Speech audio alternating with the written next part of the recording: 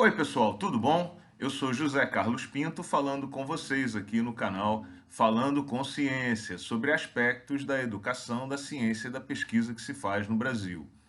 Um dos princípios básicos da nova economia ou a economia circular é a intensificação do uso dos bens materiais e o foco na prestação de serviços.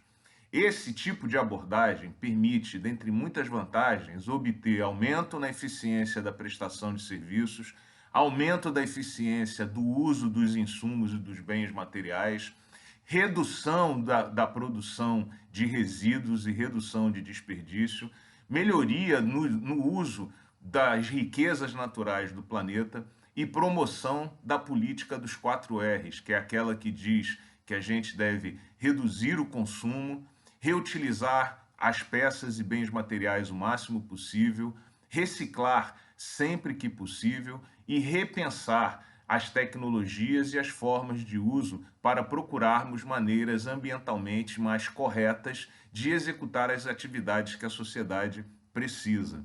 Se você prestar atenção ao seu redor, você vai se dar conta que, na grande maioria das vezes, você de fato não precisa ser dono, ter a propriedade dos bens materiais. Por exemplo, não nos serve de nada ser dono de lâmpadas. O que a gente gostaria mesmo era de ter luz. Assim, se uma empresa passasse na nossa casa com uma certa frequência, trocando as lâmpadas, ou se a luz chegasse na nossa casa por fibra ótica, por exemplo, possivelmente nós estaríamos satisfeitos com o serviço prestado.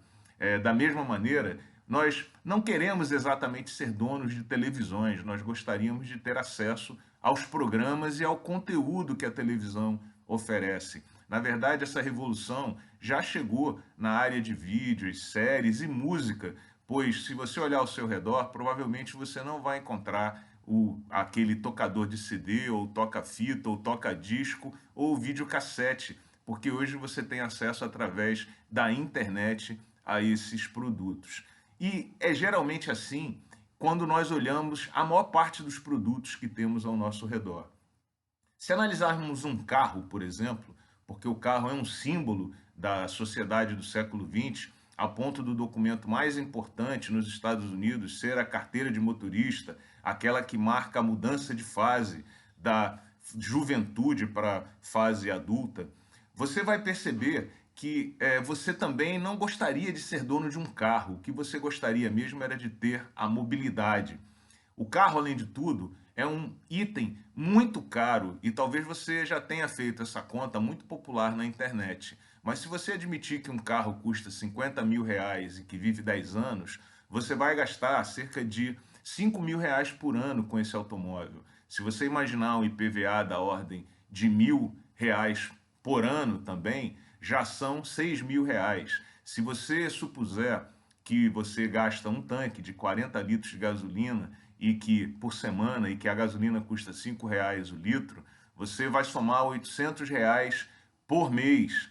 Se você admitir que esse tanque roda 400 quilômetros, ou seja, que o carro faz 10 quilômetros por litro e que cada quilômetro custa 20 centavos de manutenção, como algumas empresas admitem, você vai chegar à conclusão que são R$ 320 por mês de manutenção. Se você somar tudo isso, você vai chegar à conclusão de que você gasta cerca de R$ 1.600 por mês com automóvel. E a gente não fez ainda a conta de estacionamento, de flanelinha, de pedágio, de recursos gastos com limpeza. Esse recurso seria suficiente para pagar 32 viagens por mês de Uber de R$ 50, o que mostra que economicamente o carro não é vantagem.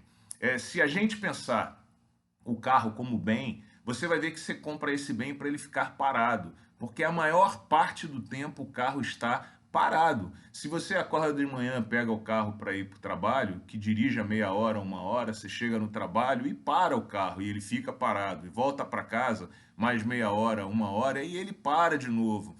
O carro fica parado a maior parte da sua vida útil, o que não faz nenhum sentido. A maior parte dos automóveis fica parado mais de 90% do tempo entre o momento em que foram vendidos e o momento em que são descartados.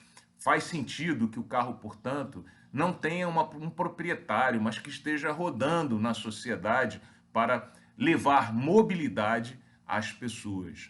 Nas universidades e nos centros de pesquisa, nós temos muitos carros parados nos laboratórios. São os equipamentos analíticos, que são, em geral, peças muito caras, que custam centenas de milhares de dólares ou euros, muitas vezes, e que não são apenas caros, mas do mesmo jeito que os automóveis, a maior parte deles passa boa parte do tempo ocioso, desligado, eles não estão ligados 100% do tempo produzindo análises. Via de regra, isso é muito bom para o fornecedor, que vende assim muitos equipamentos, às vezes o mesmo equipamento várias vezes para uma mesma instituição, instalados em diferentes laboratórios, todos eles ociosos, e para os serviços de manutenção, pois esses equipamentos sofisticados geram muitos problemas e, em geral, é muito caro mantê-los funcionando. Se fizermos a analogia desses equipamentos com os automóveis, com os carros, no contexto da nova economia circular, nós deveríamos encontrar nas universidades maneira de transformarmos esses bens em serviços, pois a maior parte dos pesquisadores, dos cientistas, dos educadores não quer ser exatamente dono de um microscópio. O que essas pessoas querem é ter acesso às micrografias que revelam a estrutura dos materiais e das peças. Esses serviços podem ser prestados, por exemplo, por centrais analíticas da própria universidade, que dessa maneira desafogaria a obrigação dos laboratórios terem equipamentos e transformariam os laboratórios em clientes de uma prestação de serviços. Esses serviços poderiam também constituir negócios para startups e empresas de tecnologia que se dispõem a ter esses equipamentos e prestar esses serviços para muitos clientes ao mesmo tempo.